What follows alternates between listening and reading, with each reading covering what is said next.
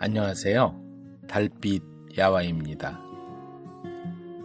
오늘 이야기를 시작합니다.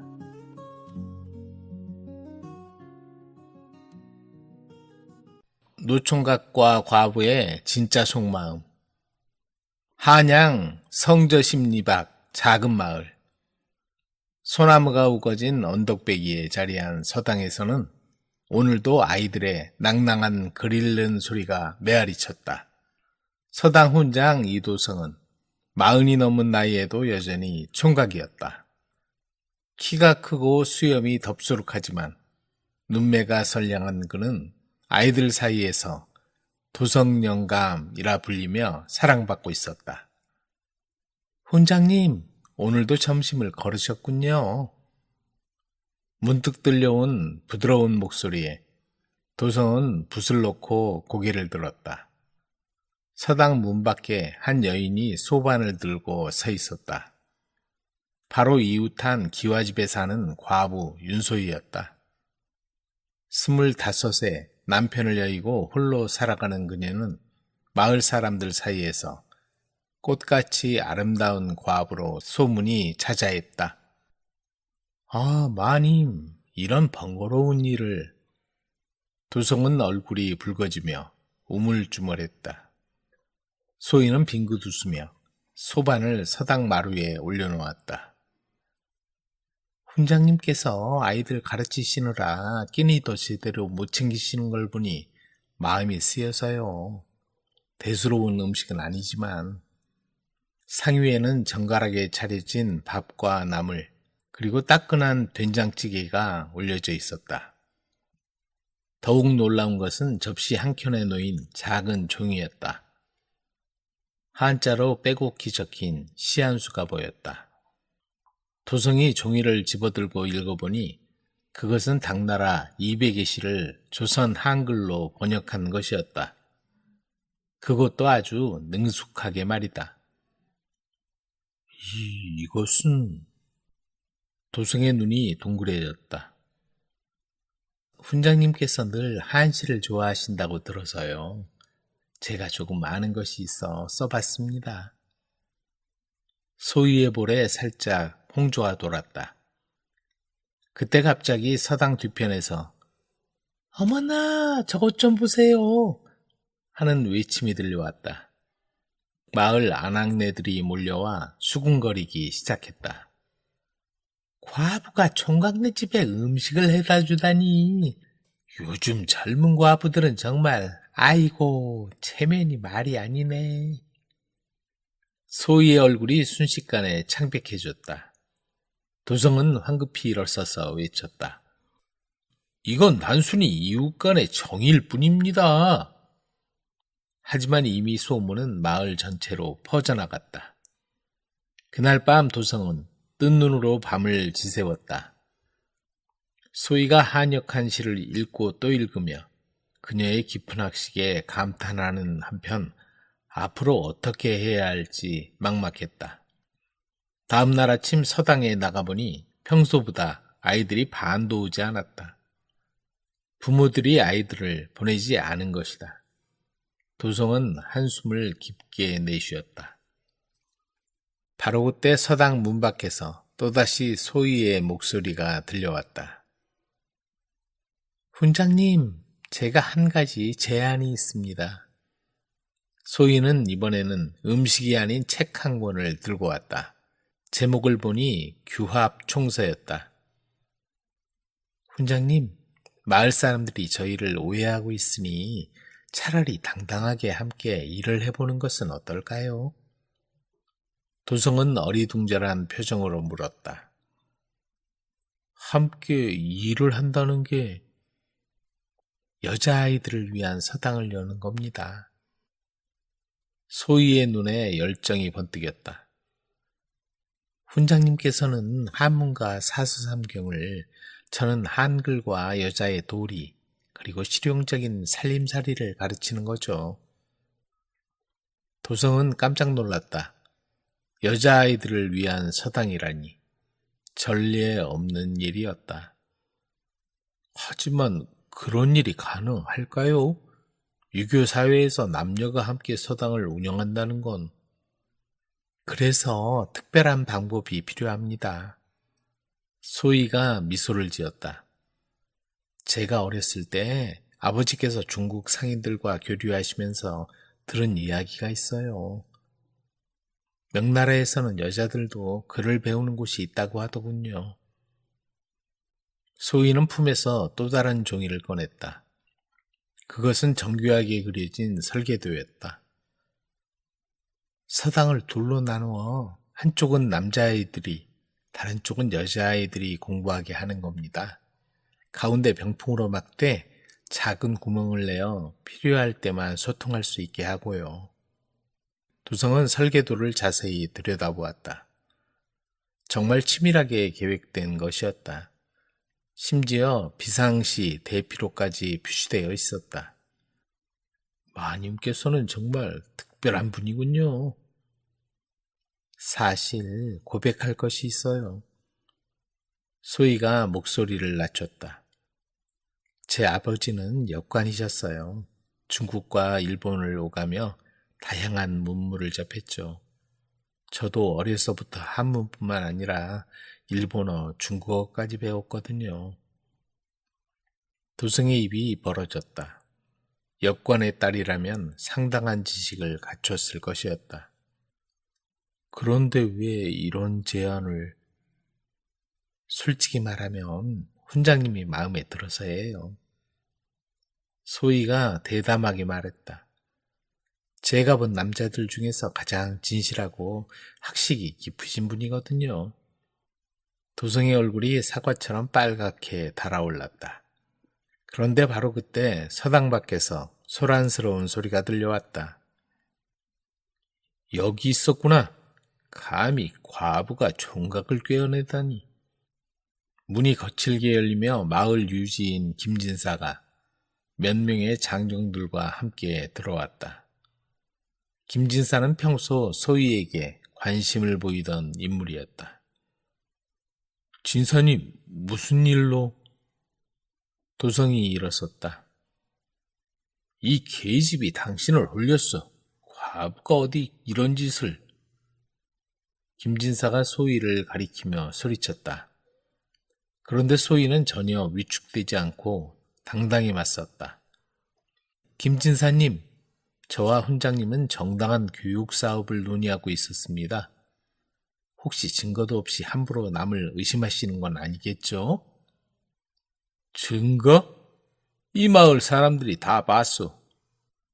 그렇다면 관아에 고발하시죠. 제가 무슨 법을 어겼는지 관찰사께서 판단하시게 하고요. 김진사는 말문이 막혔다. 실제로 두 사람이 한 일은 법적으로 문제될 게 없었기 때문이다. 바로 그때 소희가 놀라운 한수를 던졌다. 아, 그런데 김진사님, 혹시 지난번에 아버지 제사를 핑계로 제 집에 들어와 무례한 짓을 하려다 쫓겨난 일을 마을 사람들이 알까요? 김진사는 얼굴이 새파랗게 질려 급히 자리를 떴다. 장정들도 영문을 모른 채 따라 나갔다. 두성은 소희를 경외의 눈으로 바라보았다. 정말 대단하십니다. 아직 놀라기엔 일러요. 소희가 미소 지었다. 제가 진짜 보여드리고 싶은 것이 따로 있거든요. 소희는 두성을 자신의 집으로 안내했다. 집은 생각보다 컸고 곳곳에 책들이 쌓여 있었다. 하지만 정작 놀라운 것은 집 뒤편에 있었다. 이곳을 보세요. 소희가 큰 돌을 움직이자 아래 지하로 내려가는 계단이 나타났다. 도성은 호기심과 두려움이 반반 섞인 마음으로 그녀를 따라 내려갔다. 지하에는 놀라운 광경이 펼쳐져 있었다. 벽면을 가득 메운 책들, 각종 실험기구들, 그리고 세계 각국의 지도들이 걸려 있었다. 이곳은 아버지의 비밀 연구소예요. 아버지께서는 단순한 역관이 아니라 조선의 미래를 고민하던 개혁가셨거든요. 소희는 한쪽 궤에서 두꺼운 책을 꺼냈다. 제목은 조선여성교육론이었다. 아버지께서는 조선이 발전하려면 여성들도 교육받아야 한다고 생각하셨어요. 그래서 이런 계획을 세우셨죠. 책을 펼쳐보니 여성교육기관의 설립 방안부터 교육과정, 심지어 자금 조달 방법까지 상세히 기록되어 있었다. 놀랍습니다. 이런 생각을 하신 분이 계셨다니. 문제는 아버지께서 뜻을 이루기 전에 돌아가셨다는 거예요. 그래서 제가 그 뜻을 이어가려고 하는 거죠. 도성은 갑자기 가슴이 뜨거워졌다. 이런 원대한 꿈을 품은 여인이 있다니. 하지만 여전히 위험합니다. 김진사 같은 사람들이. 그래서 특별한 동맹이 필요해요. 소희가 도성의 손을 잡았다. 훈장님, 저와 혼인하시겠어요? 도성은 너무 놀라서 말을 잊었다. 물론 진짜 혼인은 아니에요. 형식적인 혼인을 통해 사람들의 입을 막고 그 사이에 우리의 계획을 실행하는 거죠. 가짜 혼인이라고요? 네, 하지만 외부에는 절대 알려져서는 안 돼요. 우리만의 비밀이어야 하고요. 도성은 머리가 복잡해졌다. 그런데 바로 그때 지하실 위쪽에서 발걸음 소리가 들려왔다. 거기 있는 줄 다 안다. 김진사의 목소리였다. 그리고 여러 사람의 발소리가 들렸다. 큰일이에요. 저희를 찾고 있어요. 소희가 급히 속삭였다. 어떻게 하죠? 이쪽으로요. 소희는 지하실 한쪽 벽을 밀었다. 놀랍게도 그곳에는 비밀 통로가 있었다. 이 통로는 뒷산 서당까지 연결되어 있어요. 아버지께서 비상시를 대비해 만드신 거예요. 두 사람은 급히 비밀 통로로 들어갔다. 좁고 어두운 통로를 지나 겨우 서당에 도착했을 때 그들의 관계는 이미 새로운 단계에 접어들고 있었다. 다음 날 마을에는 충격적인 소문이 돌았다. 서당 훈장 이도성과 과부 윤소희가 혼인한다는 것이었다. 아니, 그렇게 빨리? 역시 뭔가 있었던 거야. 과부와 재혼이 그렇게 쉬운 일인가? 마을 사람들이 수군거렸지만 이미 두 사람은 냉수 떠놓고 혼례를 치른 뒤였다. 소희의 치밀한 계획 덕분이었다. 이제 정말 부부가 되었네요. 도성이 어색하게 말했다. 겉으로는요. 하지만 이제 우리는 당당하게 함께 일할 수 있어요. 소희가 웃었다. 새로운 서당 공사가 시작되었다. 소희의 설계도대로 남녀가 분리된 공간을 만드는 것이었다. 마을 사람들은 처음에는 의심스러워했지만 점차 호기심을 보이기 시작했다. 여자아이들도 글을 배운다고? 그런 게 가능한가? 우리 딸애도 보내볼까? 공사가 진행되는 동안 도성과 소희는 함께 교육과정을 만들었다. 도성이 한문과 사서 삼경을 담당하고 소희가 한글과 생활 지식을 가르치기로 했다. 그런데 함께 시간을 보내면서 도성의 마음에 변화가 생겼다. 소희의 지혜로움과 당당함에 점점 빠지게 되었다. 소희마님, 이제 그냥 소희라고 부르세요. 우리 부부잖아요. 소희가 장난스럽게 말했다. 그럼 소희, 나는 정말 당신이 좋았어. 소희의 얼굴에 홍조가 돌았다. 저도 당신이 좋아요. 두 사람은 서로를 바라보며 미소를 지었다. 가짜로 시작한 혼인이지만 마음만은 진짜가 되어가고 있었다. 바로 그때 서당 밖에서 북소리가 들려왔다. 관군이 온다! 마을 사람들이 소리쳤다. 정말로 포졸들이 서당으로 향하고 있었다. 무슨 일이지? 도성이 당황했다. 소희는 침착하게 상황을 파악했다. 김진사가 관아에 고발한 것 같아요. 우리가 풍기를 문란하게 한다고. 그럼 어떻게? 걱정 마세요. 제게 비책이 있어요. 소희는 급히 지하실에서 가져온 서류들을 꺼냈다. 그것은 한양의 고위 관료들과 주고받은 서찰들이었다. 이것들은 아버지의 인맥이에요. 여성 교육에 대한 관심을 가진 개혁적인 관료들이 계시거든요. 포교가 서당에 들어왔다. 훈장 이도성, 과부 윤소희를 체포하라는 명령이다. 그런데 소희가 당당히 나섰다. 잠깐요. 혹시 이분을 아시나요? 소희가 꺼낸 서찰에 도장을 본 포교의 얼굴이 변했다. 그것은 한성부 판윤의 도장이었다. 한성부 판윤의 서찰은 정말 효과가 있었다. 서찰에는 조선의 미래를 위해 새로운 교육 방식을 실험해보라는 내용이 적혀 있었다. 포교는 급히 물러갔고 김진사는 완전히 기가 죽었다.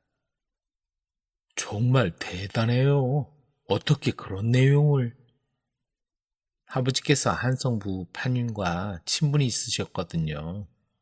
실제로 여성교육에 대해 여러 번 논의하셨고요. 위기가 지나가자 마을 분위기도 바뀌었다. 사람들은 이제 두 사람을 의심하기보다는 응원하기 시작했다. 드디어 새 서당이 완성되었다. 한쪽에서는 남자아이들이 사자 소학을 읽고 다른 쪽에서는 여자아이들이 한글로 편지 쓰는 법을 배웠다. 어머, 우리 딸이 글을 써왔어요. 정말 신기해라. 여자도 글을 쓸 줄 아네. 부모들의 반응은 폭발적이었다. 여자아이들을 가르치는 서당이라는 소문이 퍼지면서 인근 마을에서도 아이들이 몰려왔다. 한 달 후 도성과 소희는 서당 마루에 앉아 석양을 바라보고 있었다. 꿈 같아요. 정말 이런 일이 가능할 줄 몰랐어요. 소희가 말했다. 당신 덕분이에요. 당신이 아니었다면 상상도 할 수 없는 일이었죠. 우리 덕분이에요. 소희가 도성의 손을 잡았다. 그런데 이제 정말 부부가 되어 볼까요? 도성의 얼굴이 또다시 빨개졌다. 정말요? 네, 가짜 혼인을 진짜로 만드는 거예요. 두 사람은 서로를 바라보며 웃었다. 그들의 특별한 사랑은 조선 사회에 새로운 바람을 일으키고 있었다. 몇 달 후 소희가 배를 살짝 쓰다듬었다. 우리에게 기쁜 소식이 있어요. 설마... 네, 우리에게 작은 제자가 생긴 것 같아요. 도성은 소희를 꼭 안았다. 달빛 아래에서 붓꽃처럼 아름답게 피어난 그들의 사랑은 이제 새로운 생명으로 이어지려 하고 있었다. 마을 사람들은 말했다. 역시 학식 있는 사람들은 다르다니까? 저렇게 서로 존중하며 사는 부부가 어디 있겠어? 하지만 도성과 소희만이 알고 있었다. 진정한 사랑은 서로의 꿈을 이해하고 함께 이루어가는 것이라는 것을. 그리고 때로는 가장 예상치 못한 곳에서 가장 특별한 방식으로 찾아온다는 것을. 붓꽃이 피는 계절마다 그들은 처음 만났던 그날을 떠올리며 미소를 짓곤 했다. 한 명의 노총각과 한 명의 과부가 만나 조선 사회에 새로운 바람을 일으킨 그 아름다운 시작을 말이다. 두 명의 남편과 한 명의 아내. 셋대 같은 하얀 조각구름이 바람에 밀려 넓고 푸른 하늘을 흘러갔다. 그 마을은 바다를 향해 비스듬하게 경사진 계곡에 자리 잡았고 포근한 햇살을 듬뿍 받고 있었다. 석구의 집은 마을에서 좀 떨어진 곳에 덩그러니 놓여 있었다. 초가지붕에 잡초가 무성한 어부의 집이다. 아내는 남편이 고기잡이를 나간 사이 집 앞에서 거미줄처럼 얽힌 커다란 갈색 어망을 손질하고 있었다. 14살 난 딸은 여러 차례 기운 옷을 다시 기우고 있었으며 2~3살 된 아이 둘은 땅바닥에 주저앉아 어설프게 흙을 모아서 흙놀이를 하며 놀고 있었다. 딸이 갑자기 큰 소리로 말했다. 어머니, 그 사람이 또 왔어요. 아침부터 그들은 근심에 쌓여 있었다. 한 남자가 집 근처를 서성거렸기 때문이다. 그는 행색이 초라한 남자였다. 딸은 아침 일찍 아버지를 배웅하러 산창가에 갔다가 남자를 처음 보았다. 그 남자는 집이 정면으로 보이는 언덕에 앉아 있었다. 아버지를 배웅하고 돌아올 때도 그 남자를 보았다. 그는 그곳에 앉아서 집을 바라보고 있었다. 1시간 넘도록 꼼짝 않고 있다가 그들이 이상한 눈초리로 바라보자 자리에서 일어나 무겁게 걸음을 옮기며 어디론가 떠나버렸다. 하지만 얼마 후 무겁고 지친 걸음으로 다시 돌아와 이번에는 전보다 조금 더 떨어진 곳에 앉았다. 마치 집안 동정을 살피는 것 같았다. 어머니와 딸은 겁이 났다. 특히 어머니는 본래부터 겁이 많았다. 어두워져야 남편 석구가 돌아올 것이기 때문에 겁에 질려 부들부들 몸을 떨었다. 아내는 가슴 아픈 삶을 살고 있었다. 결혼하고 1년이 지났을 때 남편이 고기를 잡으러 갔다가 실종되었다. 아내가 임신 6개월이 되었을 무렵이었다. 남편 소식은 전혀 들을 수 없었다. 함께 갔던 일행 중에서 아무도 돌아오지 못했다. 그래서 사람들은 배가 물속에 가라앉았다고 생각했다. 아내는 10년 동안 남편이 돌아오기를 기다리며 어렵게 딸아이를 낳아 길렀다. 강인하고 착한 마음씨를 가진 그녀에게 관심을 둔 그 마을의 어부 석구가 청혼을 했다. 석구는 아이 하나를 둔 호랍이었다. 그녀는 그와 결혼해서 3년 동안 2아이를 낳았다. 그들은 열심히 일했지만 여전히 가난했다. 문 앞에 앉아있던 딸이 다시 말했다. 우리를 아는 것 같아요. 이렇게 며칠 동안 우리 집을 살피고 있는 걸 보니. 하지만 아내는 그 사람이 이곳 사람이 아니라고 생각했다. 그 사람은 말뚝처럼 우두커니 앉아 집에서 눈을 떼지 않았다. 아내는 화가 나서 두려움도 있고 대담하게 삽을 들고 문 밖으로 걸어 나갔다. 아내가 그 남자에게 소리쳤다. 여기서 뭐 하는 거죠?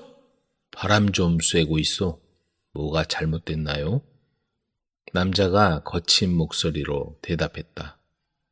아내는 할 말이 없어 그냥 집으로 돌아왔다. 그날은 지루하게 흘러갔다. 정오쯤 되자 남자는 보이지 않았다. 밤이 되자 남편 석구가 돌아왔다. 그는 얘기를 듣고 나더니 이렇게 결론을 내렸다. 사기꾼 아니면 떠돌이겠지. 날이 밝았다. 풍랑이 심해서 석구는 바다에 나가지 않고 금을 깁는 아내를 거들어 주었다. 그때 밖에 있던 딸이 겁에 질린 얼굴로 뛰어들어오며 소리쳤다. 어머니, 그 사람이 또 왔어요. 아내는 가슴이 두근거렸고 얼굴이 새파랗게 질렸다. 여보, 가서 한마디 해줘요. 그렇게 남의 집을 쳐다보지 말라고요. 불안해서 못 살겠어요. 남편은 말없이 밖으로 나가 그 남자를 향해 서서히 걸어갔다. 아내와 딸은 멀리서 그들을 바라보며 불안에 떨고 있었다. 낯선 남자가 갑자기 일어서더니 석구와 함께 집으로 걸어왔다. 놀란 아내가 뒤로 물러섰다. 남편이 그녀에게 말했다. 이 사람한테 밥 한 끼 대접해주게. 그저께부터 아무것도 먹지 못한 모양이야. 두 사람이 방 안으로 들어왔다. 남자는 자리에 앉더니 모두가 지켜보는 가운데 고개를 푹 숙인 채 아내가 차려준 음식을 먹기 시작했다. 한동안 정적이 흘렀다. 그 남자의 얼굴은 주름투성이고 초라해 보였으며 고생을 많이 한 사람 같았다. 석구가 물었다. 이름이 뭐요? 이영득이요. 그가 고개를 숙인 채 대답했다. 그 말을 들은 아내는 온몸이 전율에 휩싸였다. 그리고 남자를 좀 더 자세히 보려는 듯이 한 걸음 가까이 다가가더니 두 팔을 늘어뜨리고 멍하니 입을 벌린 채 그 남자와 마주 서 있었다. 아무도 입을 열지 않았다. 그 남자가 고개를 들자 아내와 눈이 마주쳤다. 두 사람의 시선은 서로 얽힌 듯이 움직일 줄 몰랐다. 아, 당신이군요. 아내가 떨리는 목소리로 나지막하게 말했다. 그렇소, 나요. 남자가 무뚝뚝한 어투로 천천히 말했다. 그럼 당신이 바로 이영득이요? 석구는 너무 놀라 중얼거렸다. 그렇소. 남자가 짧게 대답했다. 이번에는 석구가 물었다. 그래, 어디서 온 거요? 일본 해안에서 오는 길이요. 배가 암초에 걸려 가라앉았소. 살아남은 사람은 나까지 3사람뿐이었소. 우린 그곳에서 12년 동안이나 지냈소. 다행히 조선으로 가는 배가 있다기에 그 배를 타고 이렇게 돌아온 거요. 아내는 앞치마에 얼굴을 묻고 흐느끼기 시작했다. 석구가 물었다. 당신이 저 여자와 결혼한 사람인가요? 그렇소. 두 사람은 할 말을 잃고 서로 쳐다만 볼 뿐이었다.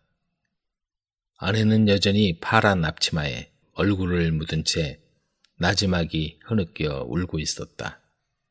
딸은 가까이 와서 근심스러운 얼굴로 친아버지를 바라보았다. 딸의 눈에선 눈물을 찾아볼 수 없었다.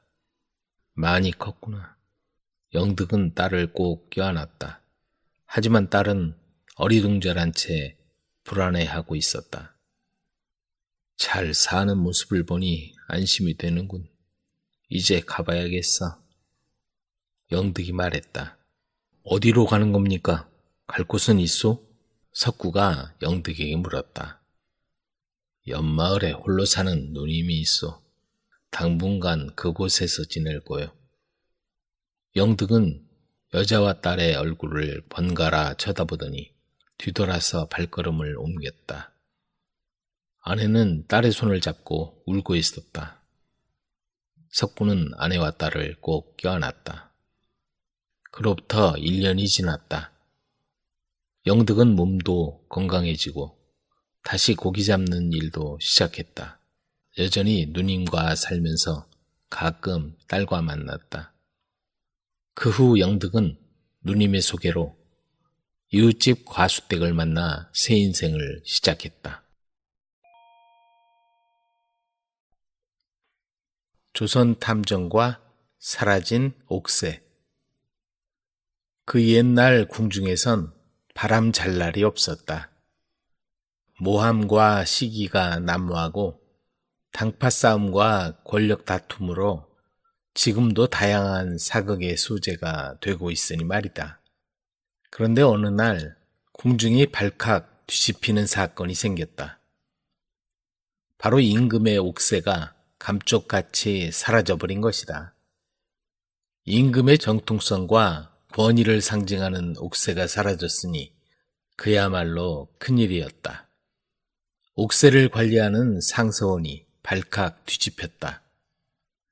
호위청이 바로 옆에 있는데 어떻게 옥새가 사라질 수 있는지 그야말로 귀신이 고칼 노릇이 아닐 수 없었다. 당장 궁궐 전체를 샅샅이 뒤져라. 임금은 불같이 화를 냈다. 도승지를 비롯해 모든 담당 관리의 목숨은 바람 앞에 등불이었다. 깊은 밤 승정원에서 대책회의가 열렸다. 밖으로 나간 흔적이 없는 걸 보면 궁궐 내부에 있는 게 틀림없습니다. 그럼 도대체 어디 있단 말인가? 그때 누군가 말을 꺼냈다. 장안에 잃어버린 물건이나 풀리지 않는 사건을 기가 막히게 마치는 이형걸이란 용한 점쟁이가 있다고 합니다. 그를 한번 불러보는 게 어떠할지요? 이형걸은 사실 점쟁이가 아니었다. 학자 가문에서 태어났으나 어려서부터 글 공부보다는 주변에 일이 있으면 이치를 따져서 쉽게 해결하곤 했다. 요즘 말로 하면 추리 능력이 뛰어났다. 하라는 글 공부는 안 하고 허구한 날 뭐 하는 거냐? 가문을 이어갈 외동아들이 점쟁이로 통할까봐 아버지 이생원은 걱정이었다. 형걸은 이웃집에서 잃어버린 물건이나 상해 사건에 이르기까지 그야말로 만능 해결사였다. 그렇다 보니 관할 관청에서도 풀리지 않는 문제가 있으면 은근히 그의 의견을 묻는 경우가 많았다. 그렇게 형걸은 부름을 받아 궁궐에 들어오게 되었다. 형걸은 옥새를 보관한 곳과 상서원 주변을 둘러보고는 내부인의 소행이라는 결론을 내렸다. 해결하기 어려운 일이오니 제게 방을 하나 내주시고 아무도 주변에 얼씬하지 못하게 해주십시오. 형걸은 방에 틀어박혀 무얼 하는지 꼼짝도 하지 않았다. 시간이 오래 걸리나 보네. 그동안 해결하지 못한 게 없다고 하니 기다려보세. 형걸은 가능한 한 출입을 삼갔고 누구라도 마주치기라도 하면 의미심장하게 바라보았다. 마치 난 다 알고 있어 하는 표정이었다. 범인이 반드시 다시 나타날 거야. 형걸은 그렇게 생각했다. 다음 날 늦은 밤이었다. 누군가 형걸의 방문을 두드렸다. 언젠가 형걸이 바라보자 얼굴이 파랗게 질렸던 상서원 주부였다. 다 알고 있다는 듯 형걸은 태연한 표정으로 그를 맞았다. 이제 털어놓으시죠. 죽을 죄를 지었소. 난 시킨 대로 따른 것뿐이요. 조용히 눈 감아준다면 숨긴 곳을 일러주겠소. 약속하지요. 그러자 임금 아우의 지시로 근처 연못에 옥새를 빠뜨린 사실을 자백했다. 그가 돌아간 뒤 형걸은 가만히 생각에 잠겼다. 사실을 밝히면 누군가의 희생이 따르겠지. 조용히 해결하자. 날이 밝자 형걸은 문제의 연못의 물을 모두 퍼내게 했다. 정말 이곳에 옥새가 빠졌단 말인가? 틀림없습니다. 연못이 바닥을 드러내자 과연 그곳에서 옥새가 발견되었다. 누가 여기에 옥새를 던져놓았단 말인가? 여기 있다는 것만 알 뿐 그건 알 수 없습니다. 과연 용한 점쟁이로군. 형걸은 많은 상금을 받고 궁궐에서 물러나왔다. 핑핑 도는 내 머리로 해결한 걸 모르고 날 점쟁이로만 보고 있군. 형걸은 미소를 지으며 집을 향해 길을 나섰다. 그 집에 열려문이 세워진 까닭. 때는 늦은 봄이었다. 이제 과거는 그만두고 농사나 짓고 살아야겠네. 그게 무슨 소린가? 10번 찍어 안 넘어가는 나무 없다고 10번까진 해봐야지. 배웅하는 산에는 상주에 사는 김설랑이라는 선비요. 떠나는 산에는 경주에 사는 선비 최창준이었다. 이번에도 과거에 낙방하고 내려오던 길에 상주 김선비 집에서 며칠 머물다가 이제 경주로 돌아가는 길이었다. 잘 지내다 가네. 낙심치 말고 다음번엔 꼭 등과하세. 두 선비는 손을 맞잡고 다짐하고는 최선비가 보이지 않을 때까지 김선비는 자리를 뜰 줄 몰랐다. 처음부터 두 사람이 친했던 건 아니었다. 과거길에 우연히 만나 동행을 하게 된 이후로 서로 마음이 맞아 김선비 집에 들러 며칠씩 묵어가다 보니 친동기간 이상으로 정이 든 것이었다. 그러다 보니 김선비 아내와도 자연히 허물없이 지내는 사이가 되었다. 다음번에도 꼭 들렀다 가세요. 이번 귀향길에도 김선비 아내가 당부한 말이었다. 과거도 과거지만 그참에 친구를 만나는 게 두 사람에겐 더 없는 기쁨이었다. 그렇게 어김없이 세월이 흘러갔다. 과거가 다가오자 최선비는 김선비를 만나러 상주로 갔다. 이리 오너라. 아무 대답이 없었다. 보통 때 같으면 최선비의 목소리를 듣고 버선발로 뛰어나올 김선비였건만 그날은 정적만 감돌 뿐이었다. 누구신가요? 안에서 낯선 하인 하나가 나왔다.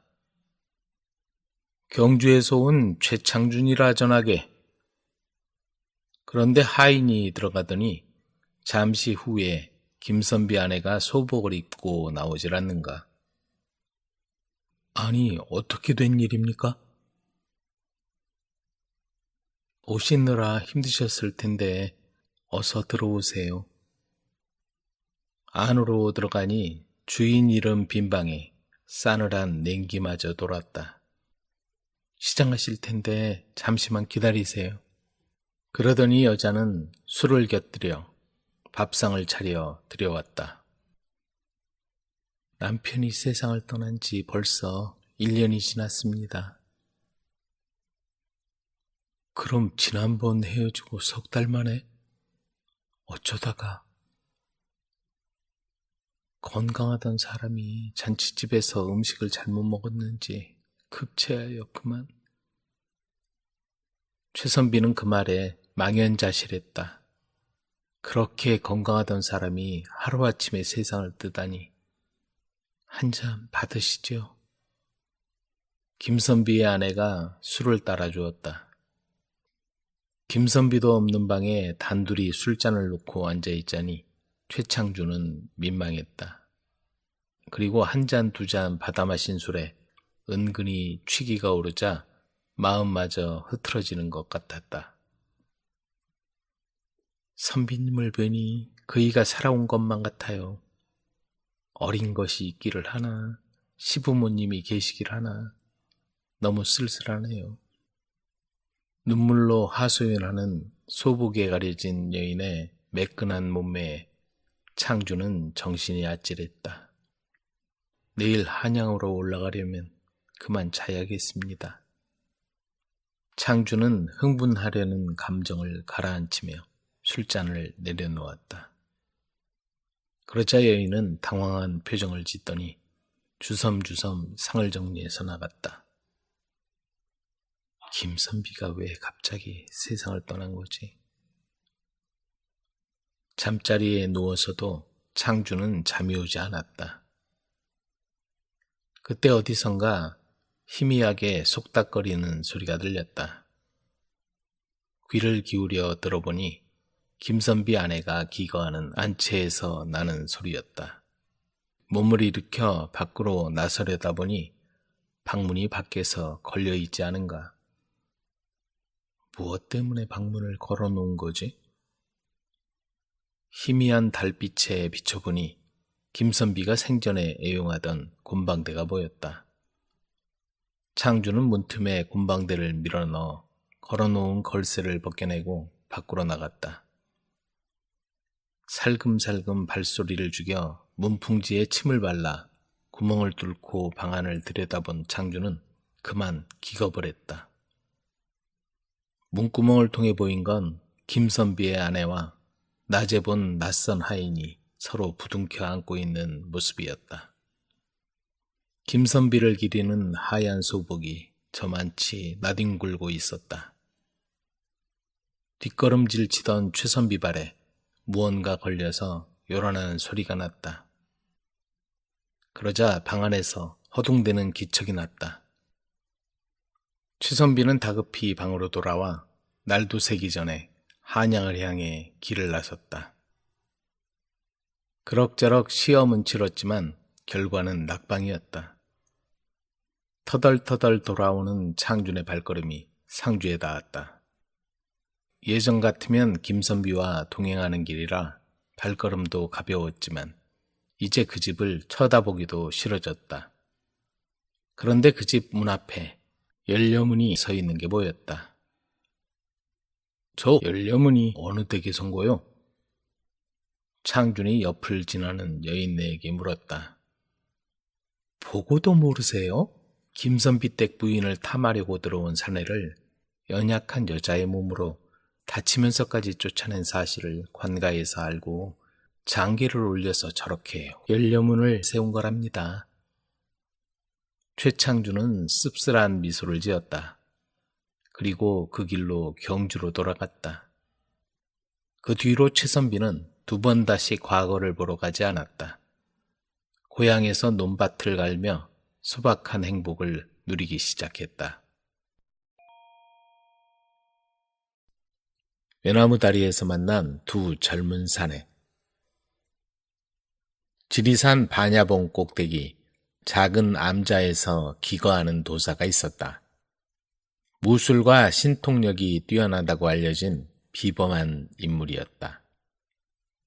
축지법을 쓰고 독심술로 사람의 마음을 읽는다는 소문이 바다했고 제자가 되어 무술을 익히려는 사람들이 암자를 찾았다. 하지만 하나같이 발걸음을 되돌려야 했다. 녹음이 짙어가는 계절, 맑은 물이 흘러내리는 계곡을 따라 한 젊은 사내가 땀을 뻘뻘 흘리며 산을 오르고 있었다. 반드시 아버님의 한을 풀어드리겠습니다. 무슨 사연이 있는지 젊은 사내의 눈에는 살기마저 돌았다. 저만치 도사의 암자가 눈에 띄자 사내는 걸음을 서둘렀다. 무엇에 쫓기듯이 급하게 떠나왔는지 단보름만 걸치고 먼 길을 걸어와서 남노하기 이를 데 없었다. 암자 앞에 이르자 사내는 온 매무실을 가다듬고 문 앞에 무릎을 꿇었다. 도사님, 가르침을 받고자 여기까지 왔습니다. 부디 받아주십시오. 한동안 인기척이 없었다. 그러나 사내는 자리에서 미동도 하지 않았다. 그렇게 얼마나 시간이 흘렀을까? 암자 문이 열리더니 백발노인이 밖으로 나왔다. 소생은 성은 정씨이 없고 이름은 진호라 하옵니다. 부디 제자로 받아주십시오. 도사는 한동안 말없이 바라보더니 결심을 한 듯 말을 꺼냈다. 이리 들어오너라. 방으로 따라 들어간 진호는 도사 앞에 무릎을 꿇고 앉았다. 도사는 머리를 조아리고 있는 젊은이를 바라보며 혼잣말로 중얼거렸다. 눈에 살기가 서려 있구나. 네? 그 살기를 없애려면 많은 시간이 필요하겠구먼.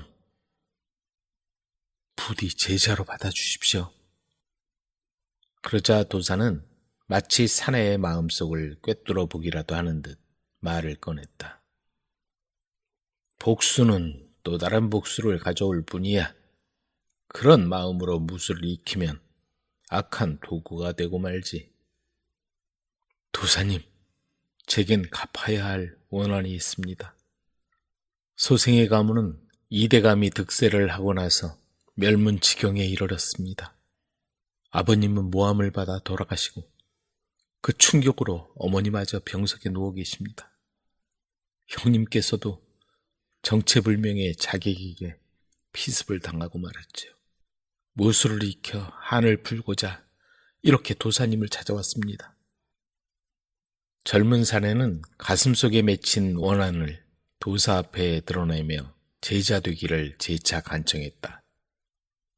내 제자가 되고자 하면 가슴에 맺힌 원한을 버려라. 사람은 모름지기 은혜와 사랑을 베풀어야 하느니라. 인생이란 언젠가는 서로 만나게 되어 있지. 내 제자가 되려면 그 마음부터 내려놔야 하느니라. 하지만 억울한 아버님과 형님의 한은 누가 풀어줍니까? 살생은 살생을 가져올 뿐이고 원한은 또 다른 원한을 낳는다는 걸 모르느냐? 내게 배운 무술이 살생의 도구가 되어서는 안 될 것이다. 진호는 고개를 숙인 채 말이 없었다. 마음을 정리하고 스스로 어진 마음을 갖도록 하라. 그렇게 새로운 마음으로 시작한다면 무술은 오늘부터 가르쳐주마. 그렇게 하겠습니다, 스승님. 내 이름은 이제부터 정진호가 아니라 어진 마음, 현심이다. 그렇게 진호는 현심이란 이름으로 도사의 제자가 되어 무술과 심신을 단련해 나갔다. 계절이 바뀌어 나뭇잎들이 울긋불긋 화려한 색을 뽐내더니 어느새 앙상한 가지에 하얀 옷을 입고 몰아치는 바람에 쓸쓸히 서 있었다. 현심아, 그만 들어오너라. 아궁이 불만 살피고 들어가겠습니다. 진호, 아니 현심이 방으로 들어왔다. 제법 무술이 늘었더구나. 사부님 가르침 덕분입니다. 제자의 빠른 터득에 도사는 몹시 흐뭇한 듯 바라보고 있었다. 지리산 꼭대기에 봄 기운이 찾아왔다. 얼어있던 계곡물이 조금씩 소리를 낼 무렵이었다. 도사를 찾아 암자를 올라오는 또 다른 젊은 사내가 있었다. 험한 산길을 올라오노라 지친 기색이 역력했지만 말쑥한 차림으로 보아 지체있는 가문의 자식으로 보였다. 도사님, 가르침을 받고자 찾아왔습니다. 넙죽 무릎을 꿇고 도사의 발 아래 엎드려 큰절을 하는 젊은 사내의 자태를 도사는 자세히 훑어봤다. 그래, 어인일인고 이런 깊은 산속을 찾아든 걸 보니 필시 사연이 있을 법한데 얼굴에 살기가 가득하구려. 네?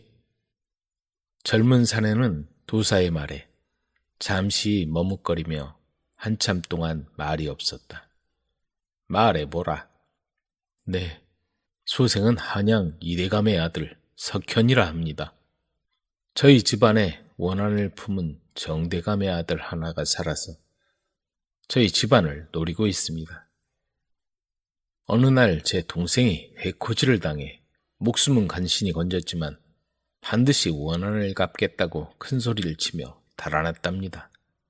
도사님께 무술을 익혀 그자가 더 이상 우리 집안을 넘보지 않게 하려 합니다. 도사는 이 젊은 사내의 뜻하지 않은 대답에 한동안 눈을 감고 있었다. 자기에게 무술을 익히고 있는 청년의 원수가 나타난 것이다. 아, 이게 무슨 운명의 장난인가. 외나무 다리에서 원수를 만났구나. 이자를 돌려보내면 원한이 깊어만 갈 테지. 도사는 먼 허공을 바라보며 한참 동안 깊은 생각에 잠겼다. 도사님, 알겠다. 내 제자가 되어라. 결국 도사는 이번 기회에 두 사람이 화합하여 두 집안 사이도 좋아졌으면 하는 가느다란 희망을 걸고 어려운 결단을 내렸다. 도사는 결심한 듯 눈을 뜨더니 젊은 사내에게 말했다. 단, 내 제자가 되어 무술을 익히려면 속세에서의 감정을 버리고 자신을 이끌어라. 그렇게 할 수 있겠지? 그렇게 하겠습니다. 받아만 주십시오. 그러면 이제부터 어진 성품, 인성이라 부르겠다. 그때 마침 현심이 돌아왔다. 현심아, 너와 함께 수련할 사람이다. 인성이라 한다. 어서 오십시오. 현심이라 합니다. 난 인성이요. 잘 부탁하오. 그날부터 두 사람은 한솥밥을 먹으며 무술을 익혀나갔다. 처음에는 복수를 하기 위해서, 그리고 원수를 갚기 위해서 시작한 수련이었지만 어느덧 처음의 목적은 사라진 지 오래였고 그들에겐 깊은 우정만이 싹트고 있었다. 반야봉에서 그들이 함께 수련한 지도 어느덧 한 해가 훌쩍 지났다. 현심아, 잠시 쉬었다가 하자. 그래요, 형님. 두 사람은 땀에 젖은 얼굴을 시원한 계곡물에 담갔다. 그리고 이런저런 얘기를 하다가 그동안 금기와도 같았던 서로의 얘기를 들려주게 되었다. 서로가 누구인가를 알게 되자 잠시 말문이 막혔다. 그럼 현심이 내가 바로 정대감의, 형님이 이대감의 큰아들? 두 사람은 잠시 말이 없었다. 마침내 이대감의 아들 석현이 입을 열었다. 너를 여기서 만난 건 하늘의 뜻이다. 너희 집안을 그렇게 만든 아버님을 대신해 진심으로 사죄한다. 부디 용서해다오. 서로의 원한은 아버지 대에서 끊도록 하자. 그래요. 복수는 복수를 낳고 원한은 원한으로 끝나는 법이지요. 우리 변치 않기 위해 이 자리에서 의형제를 맺자. 그리고 두 사람은 암자 앞에 있는 커다란 느티나무에 서로의 이름을 새기고 의형제로서 맹세를 했다. 저녁 무렵 도사가 두 사람을 불렀다. 내일 아침이 밝거든 내려가거라. 이제부터 너희 이름은 진호와 석현이다. 진호와 석현은 의형제를 맺고 암자를 내려왔다. 진호는 홀로 된 어머니를 모시며 그동안 닦은 일취월장한 무술 실력을 기반으로 무과에 합격했고, 석현은 권력을 이용하지 않고 은혜와 사랑을 실천하기 위해 노력했다. 뒤에서 의형제 진호의 집안 살림을 봐주고 무과에 급제하도록 도운 것도 석현이었다. 분노와 미움은 불신과 원한을 가져올 뿐이지만 인내와 사랑은 이해와 용서라는 열매를 맺는 법이다. 사랑방 선비의 은밀한 외출.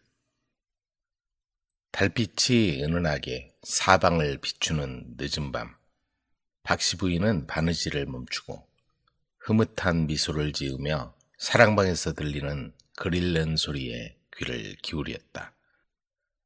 혼자 몸으로 아들 하나만 바라보며 살아온 지 어언 10여 년이 지났다. 억울한 모함을 받아 귀양살이 끝에 병을 얻어 세상을 떠난 남편을 생각하면 아직도 가슴이 먹먹하지만 구김살 없이 잘 자라서 관리가 되어 부친의 억울함을 풀겠다고 사랑방에 틀어박혀 글 공부에 매진하는 아들을 보면 모든 시름이 다 가시는 듯 했다. 성찬아, 쉬엄쉬엄 하거라. 밤참이라도 가져다 주렴. 어머니, 아직 안 주무셨어요? 글 읽는 소리가 듣기 좋아서 잠이 오지 않는구나. 어머니도 참. 여자 혼자 아들을 키우며 산다는 게 그리 쉬운 일이 아니었다. 아비 없는 자식이랑 버릇없이 자랄까봐 엄격하게 키웠고 비뚤어지지는 않을까 노심초사했다. 박씨 부인은 이제야 마음을 놓았다. 번듯하게 잘 자란 아들이 대견하기만 했다. 글 공부도 저렇게 열심히니 과거에 급제하는 것도 따놓은 당상인 듯 싶었고 장가만 잘 들여 참한 며느리를 얻어 떡두꺼비 같은 자식들만 낳으면 나중에 남편한테도 할 말이 있을 것 같았다. 봐요. 당신 없이도 아들 하나는 잘 키웠죠? 하고 말이다. 부인은 방으로 돌아왔다. 그리고 두어 달 앞으로 다가온 과거 시험, 노잣돈을 마련할 걱정을 했다. 적어도 2, 30냥은 들 텐데. 부인은 장롱문을 열더니 비단천에 고이 쌓아둔 함을 끄집어냈다. 성찬이 노잣돈에 쓴다면 조상님들도 나무라지 않겠지. 깊숙이 넣어둔 그 함 속에는 시어머니한테 물려받고 또 시어머니가 시할머니한테 물려받았던 폐물이 들어있었다. 그런데 보석함을 연 박씨 부인은 기겁을 했다. 함이 텅 비어있던 것이다. 아니 이게 어떻게 된 거지? 비단천에 꼭꼭 싸서 장롱 깊숙이 넣어둔 보석함에 누가 손을 댔단 말인가? 방에 들어올 사람은 안성댁 말고는 없는데 설마 안성댁이 그럴 리가 없어. 부인은 뜬 눈으로 밤을 지새우고 다음 날 이른 아침 안성댁을 불렀다.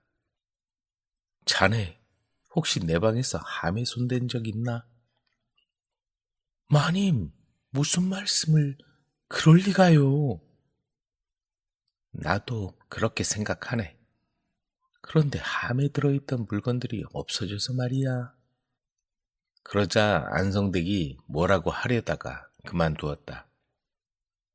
자네 지피는 거라도 있나? 아닙니다요. 알았네. 그만 나가보게. 여기저기 아무리 뒤져도 사라진 폐물은 찾을 수가 없었다. 도둑이 훔쳐갔다는 것도 이상해. 어떻게 알고 가져간 거지? 며칠이 지났다. 밭에 나갔다 들어오는 안성대 남편의 눈을 보니 시퍼렇게 멍이 들어 있었다. 이보게, 자네 눈이 왜 그런가? 어디서 다쳤나? 그게... 왜? 무슨 일이야? 사실은 도련님한테 맞아서 그렇게 된 거랍니다. 안성댁이 대신해서 한마디 했다. 뭐? 성찬이가 왜? 그러자 그간의 일을 조목조목 털어놓는 것이었다. 도련님이 마님 주무시는 틈을 타서 밖으로 외출을 하신답니다. 어젯밤 늦게 나가시는 걸 말리다가 그만 이렇게 된 거고요. 성찬이가 글 공부하다 말고 밖에를 왜 나가? 그게 화란이라는 기생한테 빠지셔서 밤만 되면. 안성댁은 도둑으로 오해를 받았던 서름을 갚기라도 하듯이 모조리 고해 바쳤다. 박씨 부인은 믿을 수가 없었다. 그렇게 올바르게 자라온 성찬이가 기생한테 빠지다니 말이다. 박씨 부인은 여색에 빠지면 폐가 망신한다는 얘기를 들었던 바라 급히 방으로 들어와 장롱 속에서 집안의 목숨줄과도 같은 종이뭉치를 찾았다. 그런데 아무리 찾아도 보이지를 않았다. 부인은 가슴이 철렁했다. 그것마저 만약 기생의 손에 넘어간다면 길거리에 나앉을 판이었다. 그동안 성찬이가 나 몰래 기방에 들락거렸단 말인가? 박씨 부인은 눈으로 직접 확인하기 전까지는 믿을 수가 없었다. 그날 밤도 사랑방에선 글 읽는 소리가 낭낭하게 들려왔다. 밤이 깊어 온 세상이 조용할 무렵이 되자 사랑방의 글 읽는 소리도 잠잠해졌다. 얼마나 지났을까? 어디선가 인기척이 들리는가 싶더니 다시 조용해졌다. 성찬이 밤중에 찾아간 곳은 화란이라는 기생이 있는 기방이었다. 친구들을 따라서 온 기방에서 화란을 보고 한눈에 반해 어머니의 장롱 속 폐물마저 다 팔아먹고 오늘은 집문서를 품속에 넣고 나왔다. 그 돈이면 화란이를 기방에서 빼내서 자기 여자로 만들 수 있다고 생각한 것이다. 서방님, 쇠내가 그렇게 좋으세요? 그럼 좋다마다. 저도 한 잔 주세요. 오냐, 그러마. 성찬은 화란을 품에 안고 긴 밤 회포를 풀었다. 한밤중이었다. 화란을 품에 안고 단꿈에 빠져있던 성찬의 귀에 소란스러운 소리가 들려왔다. 내 옷이라도 돌려줘야지. 미천도 다 떨어졌는데 이거라도 벗어놓고 가야지.